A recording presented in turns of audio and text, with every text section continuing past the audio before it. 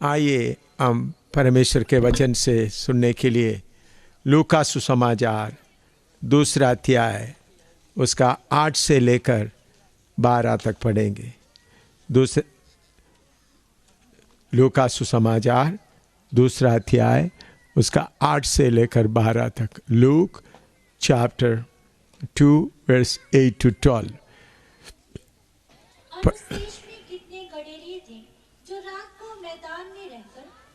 झुंड का पहरा देते थे और प्रभु का एक दूत उनके पास आ खड़ा हुआ और प्रभु का तेज उनके चारों ओर चमका और वे बहुत डर गए। तब स्वर्गदूत ने उनसे कहा, मत डरो, क्योंकि देखो मैं तुम्हें बड़े आनंद का सुसमाचार सुनाता हूँ जो सब लोगों के लिए होगा कि आज दाऊद के नगर में तुम्हारे लिए एक उद्धारकर्ता जन्मा है और यही मसीह प्रभु है। और इसका तुम्हारे लिए ये पता है कि तुम एक बालक को कपड़े में लिपटा हुआ और चरनी में पड़ा पाओगे। आइए हम प्रार्थना करते हैं। स्वर्गीय पिता, आपने इतना इंतजाम करके दिया, उसके लिए धन्यवाद हो। इतने लोगों को आपने लेके आए, तेरे धन्यवाद हो प्रभु। जितने लोग मेहनत किया उन सबको तो आशीर्वाद दे प्रभु। आज का वचन हमको समझने के लिए कृपा दे। अगर किसी का मन को इस संसार का ईश्वर बांध कर रखा है तो प्रभु उनका मनों को खोल दीजिए ताकि सही वचन उन लोग समझ सके। प्रभु यीशु मसीह के पवित्र नाम से मांगते हैं, आमीन। इधर में लिखा हुआ खास वचन, उस देश में कितने गडरिया थे जो रात के समय रात को मैदान में रहकर अपने झुंड का पहरा दे रहे थे और प्रभु का एक दूत उनके पास आ खड़ा हुआ और प्रभु का तेज उनके चारों ओर चमका और वे बहुत डर गए। तब स्वर्गदूतों ने उनसे कहा, मत डरो, क्योंकि देखो मैं तुम्हें बड़े आनंद की सुसमाचार सुनाता हूँ जो सब लोगों के लिए होगा कि आज दाऊद के नगर में तुम्हारे लिए एक उद्धारकर्ता जन्मा है और वही मसीह प्रभु है। और उसका तुम्हारे लिए यह पता है कि तुम एक बालक को कपड़े में लिपटा हुआ और चरनी में पड़ा हुआ पाओगे। प्रभु का धन्यवाद हो। अभी सब लोग बड़े दिन मनाने का खुशी में हैं। आज 23 तारीख है, कल 24 रात को सब मिलकर बड़े दिन, और 25 तारीख को बड़े दिन मनाता है। हर साल में ऐसा मनाते आ रहा है।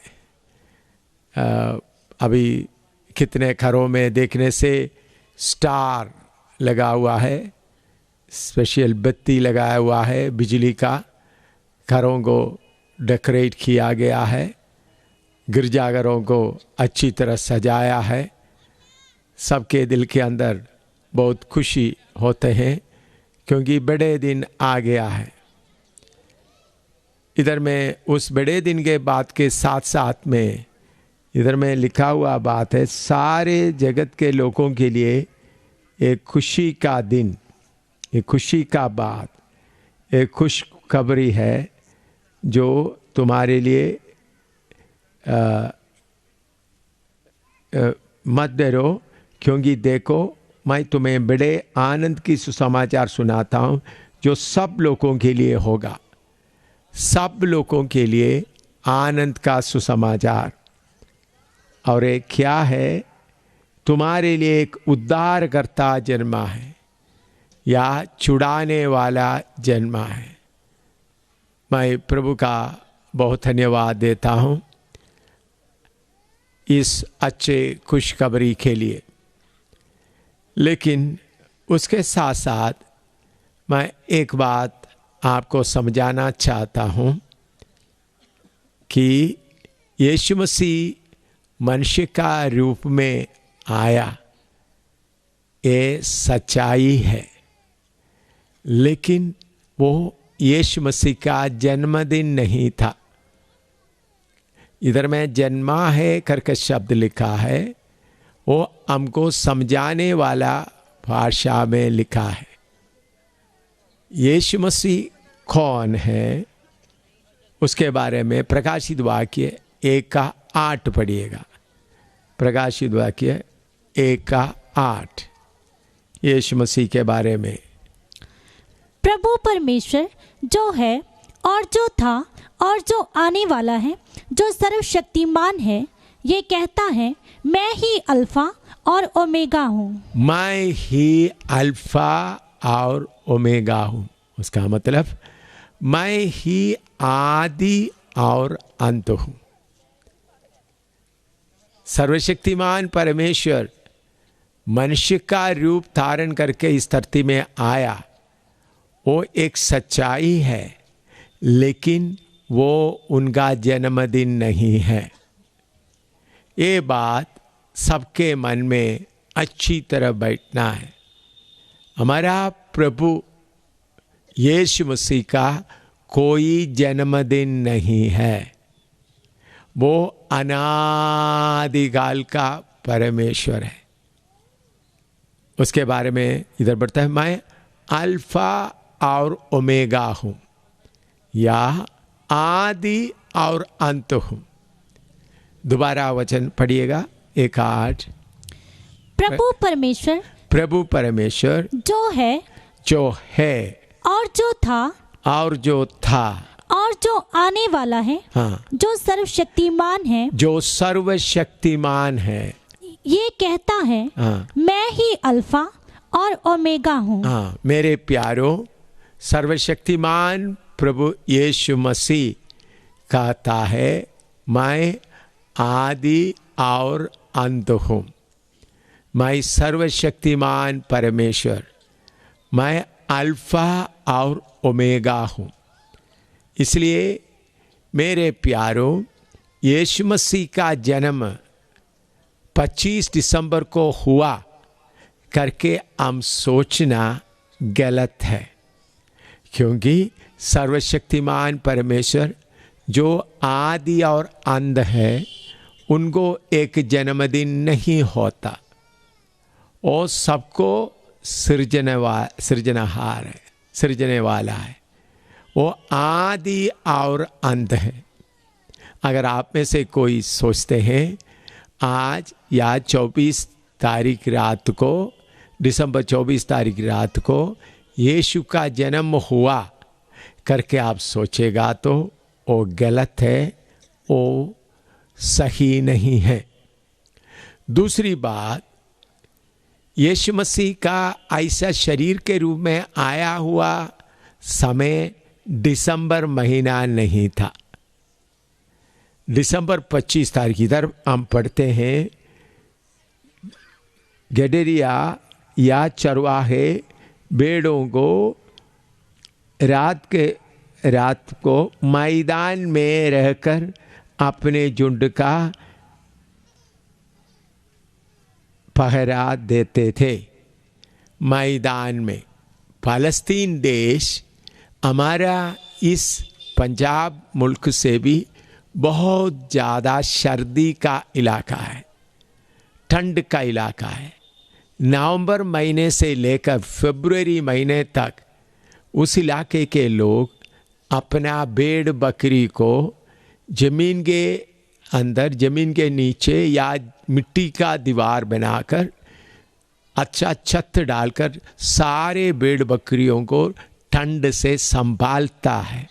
मैदान में कोई भेड़ बकरियों को उस समय में लेकर नहीं जाता, बल्कि उनके लिए खेत से घास या चराने का या खिलाने का चीज़ें लेकर जिधर उनको रखवाली करते उधर में उनको देते हैं। उनको बाहर कहीं नहीं रखते, बाहर रखेगा तो सब मर जाएगा।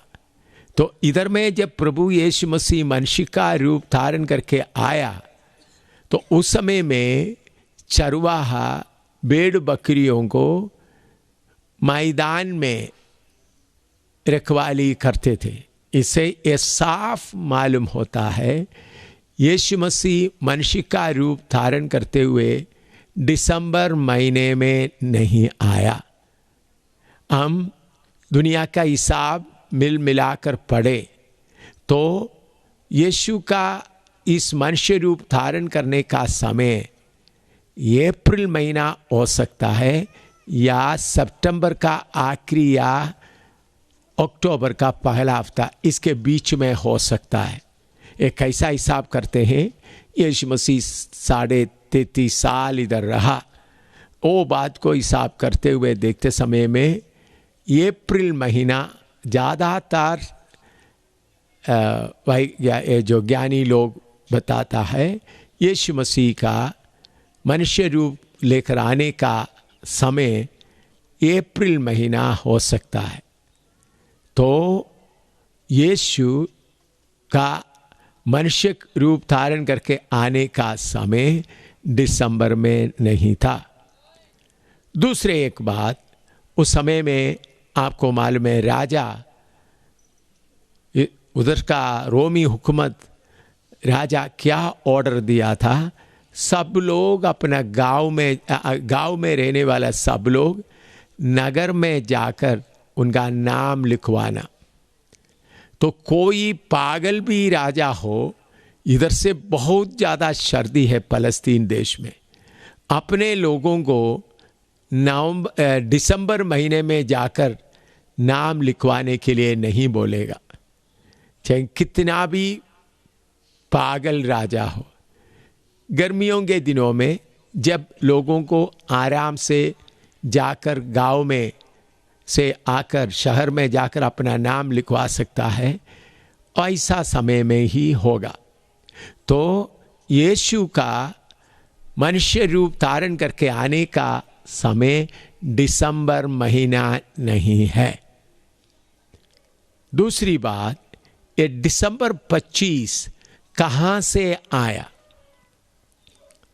उसके लिए हम इतिहास ढूंढते समय में बाबिलोन धर्म दिसंबर 25 को मानता था। बाबिलोन का शब्द का अर्थ है स्वर्ग का दरवाज़ा। बाबिलोन शब्द का अर्थ ही स्वर्ग का दरवाज़ा। बाबिलोन धर्म के लोग 25 दिसंबर को मानते थे। ये 25 दिसंबर मानने का कारण क्या था? निम्रोद का माँ जिसका नाम है सेमिरामिस, मैं दुनिया का इतिहास आपको बोलता हूँ। निम्रोद का माँ सेमिरामिस, उनका पति मरने के बाद वो गर्भवती हो गई। वो गर्भवती उनका बुरी आदत के कारण हुआ। फिर भी उन्होंने लोगों को एक किस्म का गुमराह करने की हालत से उन्होंने बोला कोई देवता के, कोई स्वर्ग से कोई आया, उसके द्वारा मैं गर्भवती हुआ। उनका बेटा था निम्रोद। निम्रोद के बाद निम्रोद का बाप मर गए, सेमिरामिस का पति मर गए, तो उसके बाद वो गर्भवती हो गए और उन्होंने बोला मेरे अंदर एक अद्भुत बच्चा होने वाला है। जब वो बच्चा पैदा हुआ, लड़का था, उसका नाम है तम्मूस। आप नोट करके रख सकता है, तम्मूस। उन्होंने बोला सूरज देवता के द्वारा हुआ है। तो उन्होंने सारे लोगों का बड़ा खुशियों का दिन बोलते हुए एक एक गिफ्ट बांटना शुरू किया, तोहफा बांटना शुरू किया, खुशी मनाना शुरू किया, शराब पीकर नाचना शुरू किया। ऐसा सूरज का जन्मदिन आरंभ हुआ। दिसंबर 25 तारीख यीशु का जन्मदिन नहीं बल्कि सूरज का जन्मदिन है। दिसंबर 25 तारीख यीशु मसीह दिसंबर महीना में मनुष्य का रूप धारण करके नहीं आया, बल्कि यीशु मसीह मनुष्य का रूप धारण करके ये अप्रैल महीना में, ज़्यादातर ज्ञानी लोग बोलते हैं ये अप्रैल महीना में, कुछ लोग बोलते हैं सितंबर आखिरी हफ्ते या अक्टूबर पहले हफ्ते हो सकते, क्योंकि इसका आपस का जो बहस क्यों हो रहा है, उन्हीं दिनों में आज का जैसा कैलेंडर नहीं था। आज तो हिंदुस्तान का अपनी कैलेंडर है, अंग्रेज लोगों का कैलेंडर है और महीना है और देशी महीना है। ऐसा हमको अलग अलग महीना हम अभी गिनते हैं, लेकिन उस समय में दुनिया के लोग अलग अलग तरीके से गिनते थे। तो याद रखें, 25 दिसंबर यीशु मसीह का मनुष्य का रूप धारण करके आने का दिन नहीं, बल्कि सूरज का जन्मदिन, तम्मूज का जन्मदिन। उस तम्मूज का जन्मदिन में इतने आपस में गिफ्ट बांटते थे, खुशी मनाते थे, डांस करते थे, एक दूसरे को फलाई देते थे, क्योंकि एक बहुत बड़ा काम हुआ करके। ये सेमिरामिस का बेटा तम्मूज, उन्होंने बोलते सूरज देवता के द्वारा हुआ है करके बोलते हुए, इसलिए याद रखें 25 दिसंबर यीशु मसीह का जन्मदिन का डेट नहीं है, बल्कि तम्मूज का जन्मदिन है। तम्मूज, आप दुनिया का इतिहास खोजने से आपको ये बात मिल सकता है। मैं कोई कहानी नहीं बता रहा हूँ, मैं जो बात बताता है उसके लिए मैं जवाबदार हूँ। तो यीशु मसीह मनुष्य का रूप धारण करते हुए दिसंबर में नहीं आया, बल्कि दिसंबर 25 सूरज का जन्मदिन है। ये कैसा मसीह के कलीसिया में आया? यीशु मसीह के चेले लोग यीशु मसीह का जन्मदिन नहीं मनाते थे। बाइबल में यीशु का जन्मदिन को मनाने के लिए कहीं नहीं लिखा है, क्योंकि उनका जन्म नहीं होता। वो सर्वशक्तिमान परमेश्वर है, वो आदि और अंत है, इसलिए। और पहले सदी के लोग उसको मानते नहीं थे। प्रेरित लोग या बाइबल में आप पूरा ढूंढ कर देखो, कहीं भी उसके बारे में लिखा नहीं। फिर कैसा एक कलीसिया में आया? एडी 326 में, आप लिख सकता है, नोट कर सकता है। एडी 326 में कॉन्स्टेंटाइन एम्परर, जो उस वक़्त रोमी हुकूमत का बड़ा सम्राट था, दुनिया में पूरा हुकूमत कर रहा था, उन्होंने मसीह बन गया। उन्होंने मसीह बनने का कारण क्या था? यीशु मसीह के लोगों का आपस का प्यार। उन लोग आपस में इतना प्यार करते थे, भाई बहन लोग, विश्वासी लोग आपस में प्यार करते थे। उन लोग एक दूसरे के लिए अपना जान भी देने के लिए तैयार हो जाते थे। इतना आपस में प्यार करते थे। उनका प्यार देखते हुए उन्होंने सोचा, ऐसा मेरे सिपाही लोग भी प्यार करने वाला बन जाएगा तो कितना अच्छा है। ऐसा सोचकर उनको जीतने के लिए वो नामधारी मसीह बन गया। उन्होंने बोला, मैं भी मसीह में शामिल हो जाता हूँ। तब तक मसीह लोगों को बहुत मारते थे, मार डालते थे, ढूंढ ढूंढ कर उनको मारते थे। लेकिन फिर भी इनका प्यार को देखकर शैतान एक चालाकी किया। कॉन्स्टेंटाइन एडी 326 में यीशु मसीह आकर जाने के बाद 326 साल के बाद उन्होंने नाम के वास्ते मसीह बन गया। तो मसीह बनने के बाद उन्होंने यीशु मसीह का धर्म को, यीशु मसीह के चेलों में से कुछ लोगों को पैसा या धन दौलत वगैरह देकर अपने वश में कर दिया और बाबिलोन देवता का तम्मूस और सेरामीस का मंदिर को उन्होंने मसीह लोगों का गिरजाघर बना दिया। आप भी रोमन कैथोलिक या बाकी बड़े बड़े मसीह लोगों का गिरजाघर देखेंगे तो आपको मालूम होगा वो पूर्व पश्चिम होता है। आप कहीं भी जाकर देखें, और मसीह लोगों के बड़े बड़े प्रीस्ट लोग दुआ करते समय में एकदम पूर्व की ओर मोड़ते हैं। आप जाकर देखें, प्रभु का वचन कहता है जिधर 2 या 3 मेरे नाम से इकट्ठा होता है, मैं उनके बीच में उपस्थित होता हूँ।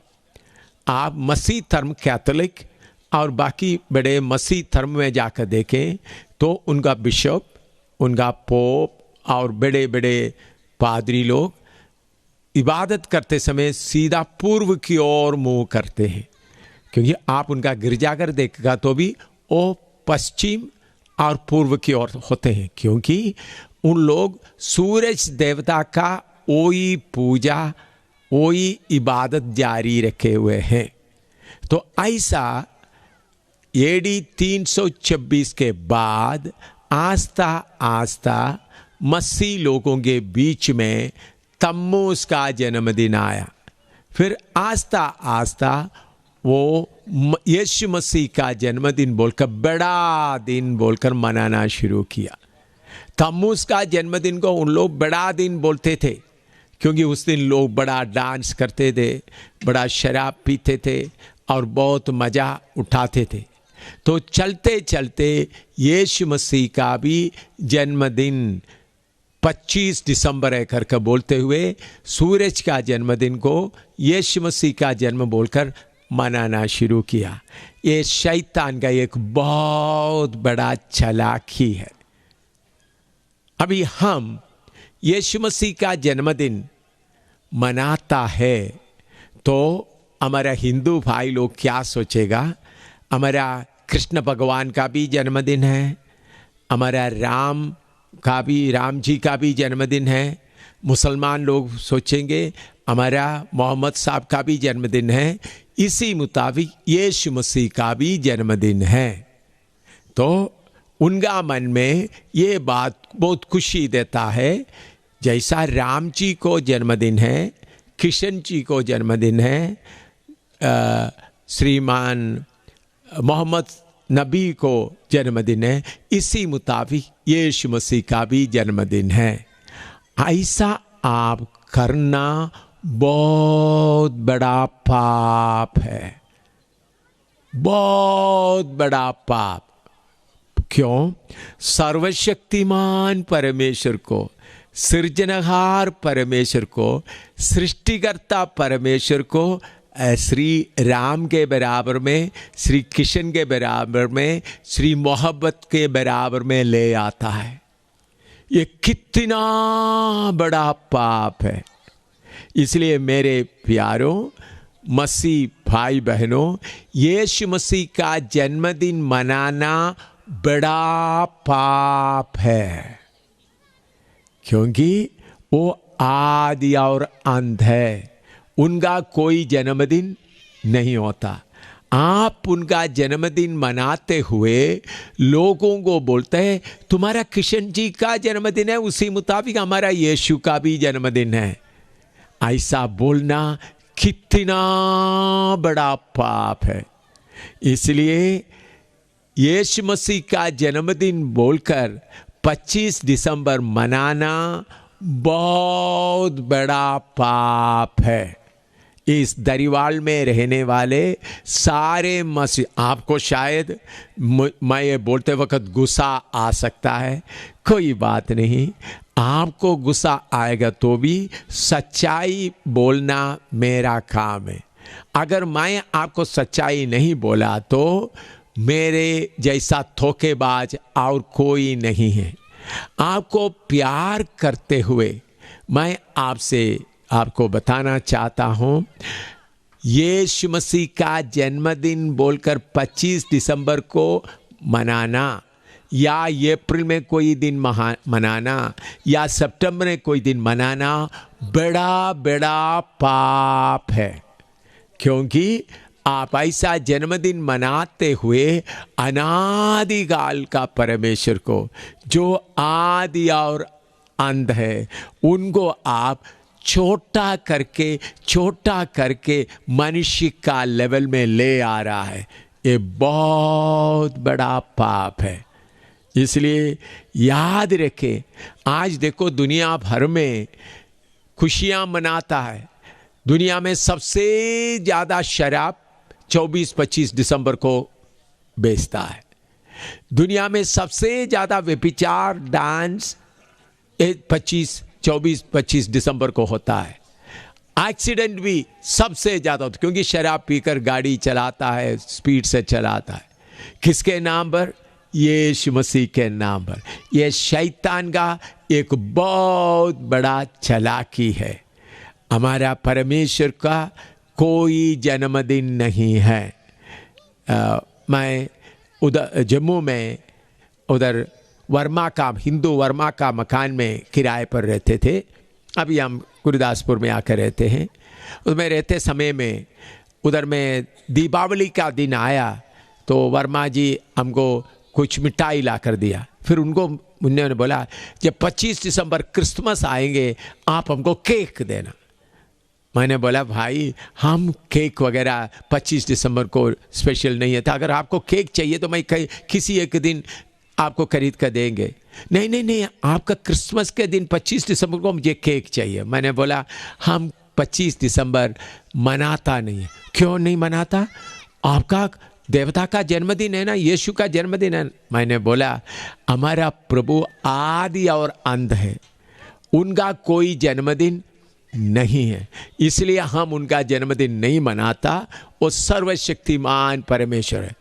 तब वर्मा उस दिन से लोगों को बोलने लगा ये तो बाकी लोगों को मसीह ईसाई लोगों की तरह नहीं है, इनका यीशु का जन्मदिन नहीं होता, वो अनादिकाल का परमेश्वर है। ऐसा बोलना शुरू किया। आज भी आप जाएं तो बोलेंगे, उन्होंने बोलेंगे तो इनका यीशु का कोई जन्मदिन नहीं होता, बाकी ईसाइयों का यीशु का जन्मदिन होता है। मेरे प्यारो, वो हिंदू भाई ऐसा गवाही देता है। क्यों? मैंने उनको सही गवाही दिया। इसलिए आज से ये दरिवाल में रहने वाला लोग ये बोलना शुरू करें हमारा यीशु मसीह का कोई जन्मदिन नहीं है। 25 दिसंबर इतिहास तौर पर तम्मुसरामीस का दसरामीस बहन गर्भवती होकर तम्मूस को जन्म दिया, जिसको सूरज का जन्मदिन बोलकर दुनिया मनाता है। ये बाबिलोन धर्म से आरंभ हुआ और आस्ता आस्ता मसीह लोगों के बीच में शैतान इसको लेके आया। पहले सदी का कलीसिया इसको नहीं मानते थे और प्रभु का वचन में जन्मदिन के बारे में मनाने के लिए कहीं नहीं बोला, क्योंकि यीशु मसीह खुद क्या कहता है। यूहन्ना 8 का 56 से 58 तक, यूहन्ना 8 का 56 से 58 तक, जॉन 8:56 to 58, यूहन्ना 8 का 56 से 58 तक पढ़िएगा। तुम्हारा पिता अब्राहम मेरा दिन देखने की आशा से बहुत मगन था और उसने देखा और आनंद किया। यहूदियों ने उससे कहा, अब तक तू 50 वर्ष का नहीं, फिर भी तूने अब्राहम को देखा है। यीशु ने उनसे कहा, मैं तुमसे सच सच कहता हूँ कि पहले इसके कि अब्राहम उत्पन्न हुआ मैं हूँ। तब उन्होंने उसे मारने के लिए बस इधर में सुनिएगा, तुम्हारा पिता अब्राहम मेरा दिन देखने की आशा से बहुत मगन था और उसे देखा और आनंद किया। यहूदियों ने उनसे कहा, अब तक तू 50 वर्ष का नहीं, फिर भी तूने अब्राहम को देखा है।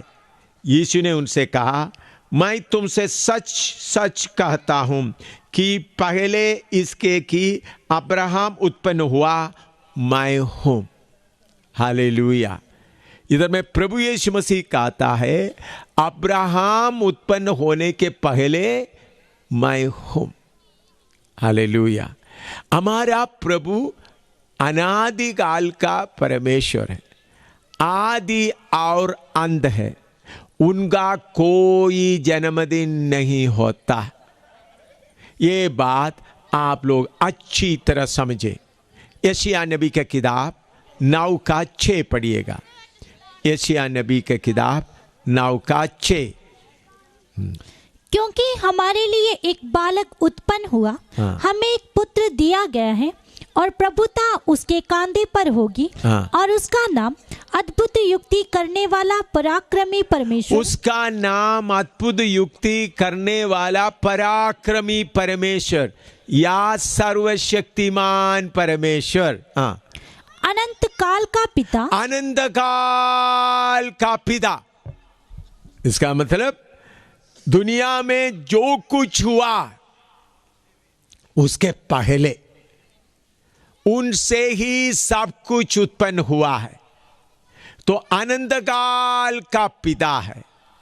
तो अनंत काल का पिता को आप 25 दिसंबर का डेट देख के, तारीख देखते हुए यीशु मसीह जन्म हुआ बोलकर बड़ा जुलूस निकालने से क्या है, पिछले दिनों में गुरदासपुर में, इधर दरिवाल, इधर में बड़ा जुलूस निकला, बहुत बढ़िया बात, और बोला यीशु जन्म हुआ, यीशु जन्म हुआ। शैतान बड़ा खुश हो गया उस दिन। मसीह लोग सब मिलकर के कितना मील लंबा मील जुलूस, इधर दरिवाल, गुरदासपुर, पूरा शहरों घूम घूम के लिया, तो शैतान बहुत खुश हो गया। क्यों खुश हो गया? अनादिकाल का परमेश्वर को भी श्री बुद्ध, श्री कृष्ण, श्री राम, श्री मोहम्मद के बराबर में लेके आ गया। श्री कृष्ण को जन्मदिन है, उन लोग भी जुलूस निकालता है। श्री मोहम्मद को जन्मदिन है, उन लोग जुलूस निकालता है। बुद्ध को भी जन्मदिन है, यीशु का भी जन्मदिन है। चलो, यीशु भी देवताओं में से एक बन गया। मेरे प्यारों, दुनिया के सामने बहुत अच्छा किया, आप इज्जत कर दिया, बड़े बड़े लीडरों को वोट मिल गया, ताकि सबको खुश करने का मौका था, लेकिन सर्वशक्तिमान परमेश्वर के सामने आपका पाप इतना गाढ़ा लाल रंग का हो गया। याद रखना, क्योंकि आप खुद शराब पीता है, व्यभिचार करता है, गंदा काम करता है, उसके अलावा सर्वशक्तिमान परमेश्वर को ऊपर से लाकर कीचड़ में डाल दिया। सर्वशक्तिमान परमेश्वर को, अनादिकाल का परमेश्वर को आप खींच के लाकर श्री बुद्ध, श्री राम, श्री कृष्ण के बराबर में लेके आए। इससे बड़ा पाप कौन सा है मेरे प्यारों? इसलिए मैं आपको परमेश्वर के रहम से आपसे बताता हूं, ये पाप कोई ना करे। ये यीशु मसीह का जन्मदिन है बोलते हुए कोई पाप ना करे। और यीशु मसीह बोलता है, मैं अब्राहम से पहले हूं, अब्राहम से पहले हूं। वो मनुष्य का रूप धारण करके आया। मनुष्य का रूप धारण करके क्यों आया? हमको पापों से, गुनाहों से छुड़ाने के लिए उन्होंने मनुष्य का रूप धारण करके आया। वो उनका आरंभ नहीं है। और उन्होंने यशायाह 7:14 पढ़िएगा, यशायाह 7:14। इस कारण प्रभु आप ही तुमको एक चिन्ह देगा। हाँ। सुनो, एक कुमारी गर्भवती होगी, एक कुमारी गर्भवती होगी और पुत्र जनेगी। हाँ। और उसका नाम इमानुएल रखेगी। उसका नाम इम्मानुएल रखेगी। एक पुत्र जनेगी और उसका नाम इम्मानुएल रखेगा। इम्मानुएल का मतलब क्या है? मत्ती सुसमाचार पहला अध्याय उसका 23वां पद पढ़िएगा। देखो, एक कुंवारी गर्भवती होगी, हाँ। और एक पुत्र जनेगी, और उसका नाम इमानुएल रखा जाएगा। इमानुएल रखा जाएगा, जिसका अर्थ है परमेश्वर हमारे साथ। परमेश्वर हमारे साथ। परम ईश्वर, ईश्वरों का परमेश्वर। परमेश्वर का मतलब परम ईश्वर, ईश्वरों का ऊपर का। इसलिए भजन संहिता लिखा है, देवताओं का, ईश्वरों का परमेश्वर। हालेलुया। तो उनका कोई आदि नहीं है, वो आदि और अंत है। उनका कोई जन्मदिन नहीं है। तो यीशु का नाम है इमानुएल। इमानुएल का मतलब परमेश्वर हमारे साथ। एक देवता हमारे साथ है करके नहीं, एक गुरु हमारे साथ है करके नहीं, परमेश्वर हमारे साथ। मैं सर्वशक्तिमान परमेश्वर का धन्यवाद देता हूं। परमेश्वर हमारे साथ आने का जरूरत क्यों हुआ? हमारा बड़ा दिन कौन सा है? बड़ा दिन वो है जिस दिन आपके दिल में यीशु मसीह के लिए जगह मिल गया।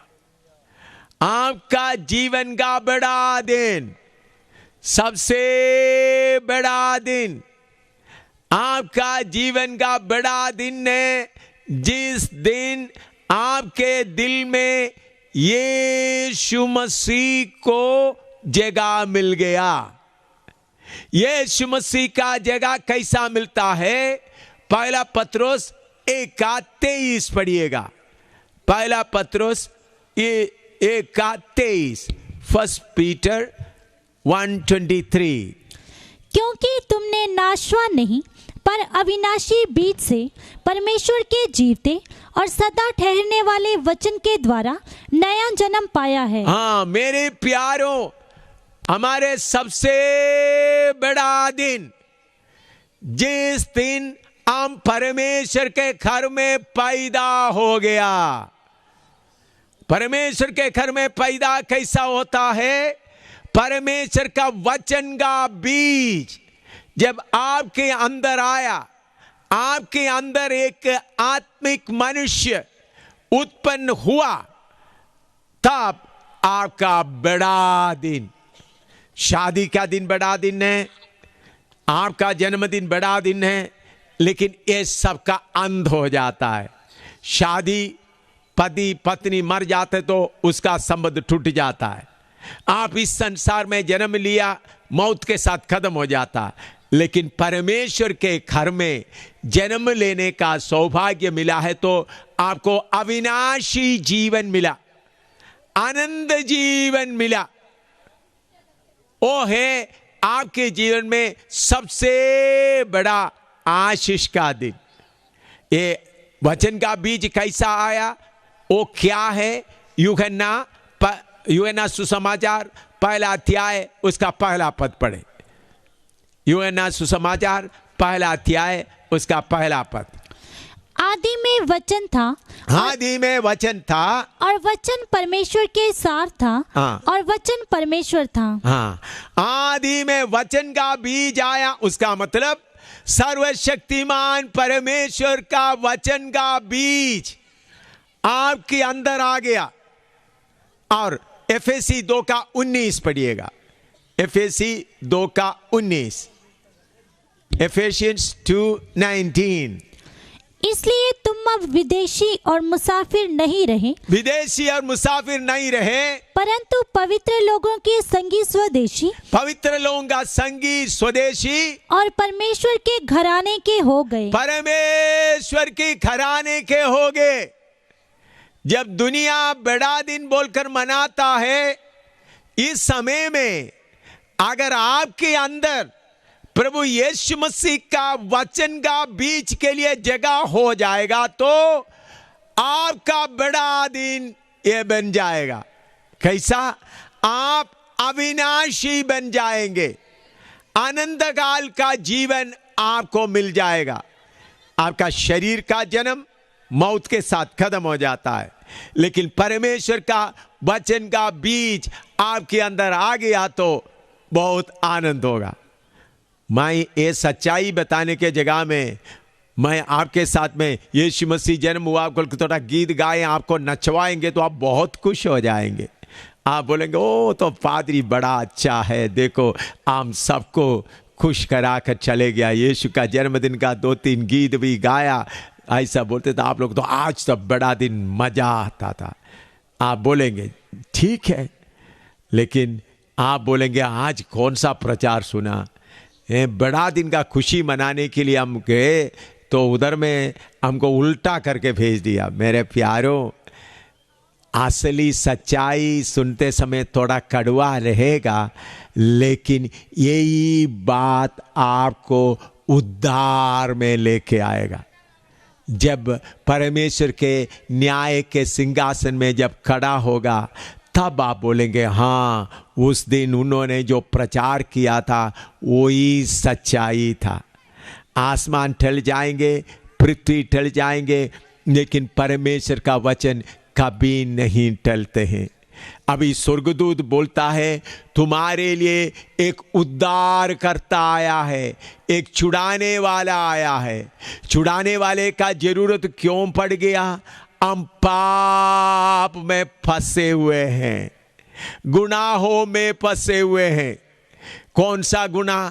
जादू करी करने का, और शराब पीने का, नशा करने का, और क्या क्या ताज खेलने का। ऐसा कितने कितने कितने गुनाहों में फंसे हुए हैं। रिश्वत लेने का, खाने के चीज़ों में मिलावट करने का, हर तरह का झूठ बोलते हुए।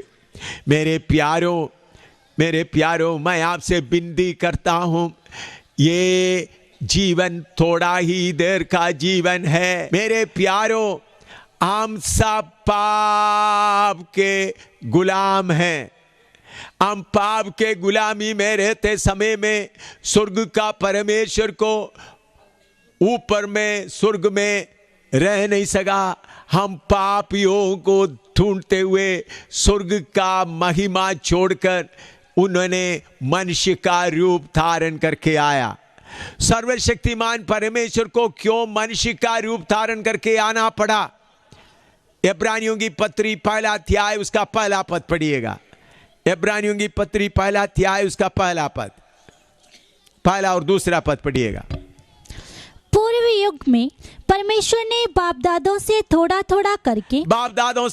थोड़ा करके और भांति भांति से भविष्यद्वक्ताओं के द्वारा बातें कर इन अंतिम दिनों में हमसे पुत्र के द्वारा बातें की, जिसे उसने सारी वस्तुओं का वारिस ठहराया। हाँ, देखिए, सर्वशक्तिमान परमेश्वर को, सृजनहार परमेश्वर को, आसमान और जमीन को बनाने वाला परमेश्वर को मनुष्य क्यों बनना पड़ा?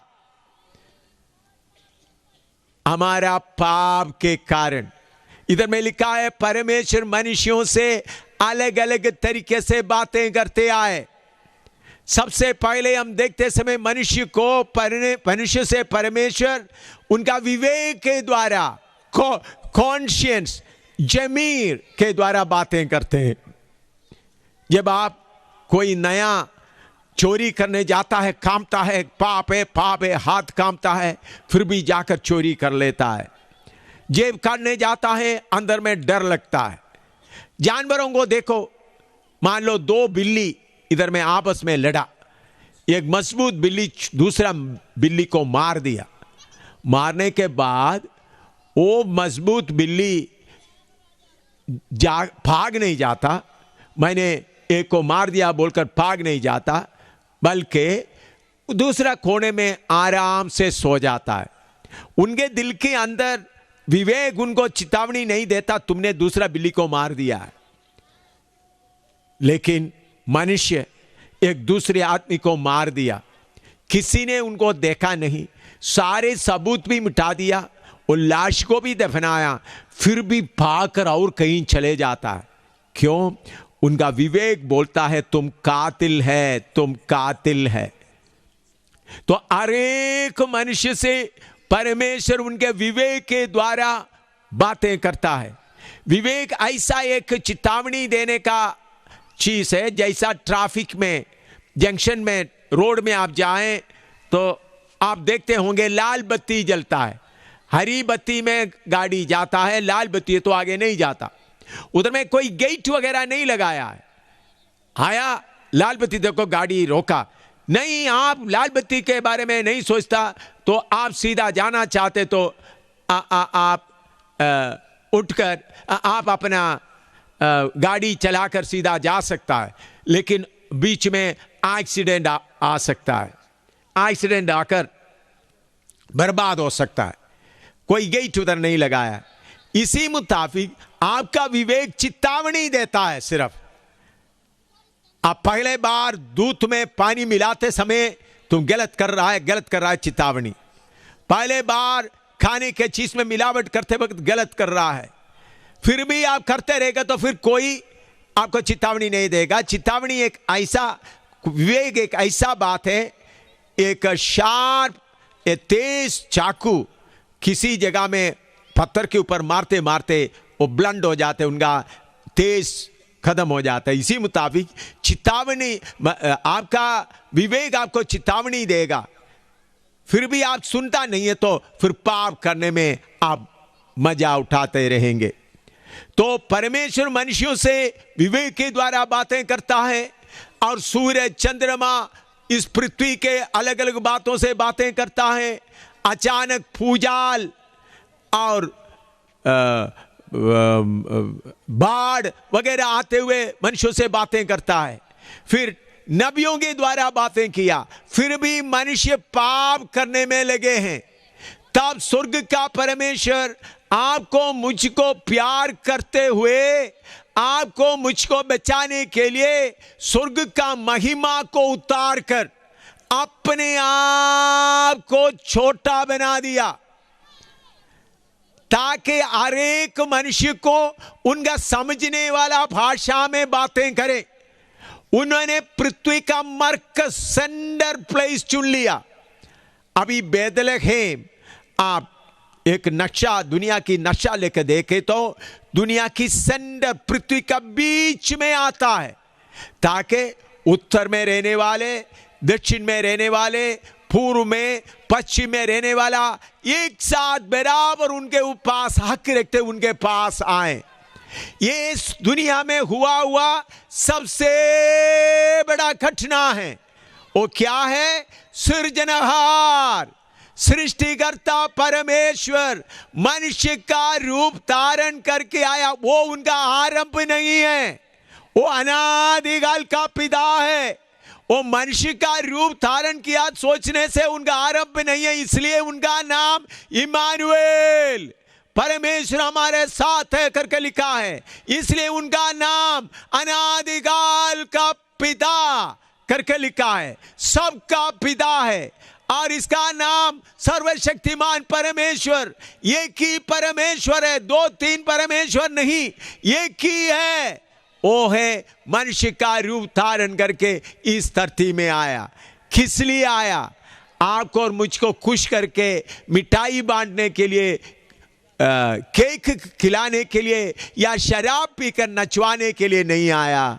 मेरे प्यारों, आपको किसी ना किसी तरीके से पाप की रस्सियों से छुड़ाकर इस नाशवान पृथ्वी से बचाकर स्वर्गीय स्थानों में ले जाने के लिए उन्होंने मनुष्य का रूप धारण करके आया। देखिए, सर्वशक्तिमान परमेश्वर आपको उद्धार देने के लिए कितना अपने आप को नम्र किया। प्रभु यीशु मसीह स्त्री के संतान होकर आएंगे करके जिस दिन आदम ने पाप किया, उस वक्त प्रभु यीशु पिता परमेश्वर ने कहा, स्त्री का संतान आएगा, स्त्री का संतान आकर शैतान का सिर को कुचलेंगे। तो जिस वक्त आदम ने पाप किया, तब से प्रभु ने बोला स्त्री का संतान आएंगे। करीबन 750 साल पहले यशायाह नबी के द्वारा बताया गया, एक कुमारी गर्भवती होगी, एक बच्चा पैदा करेगी।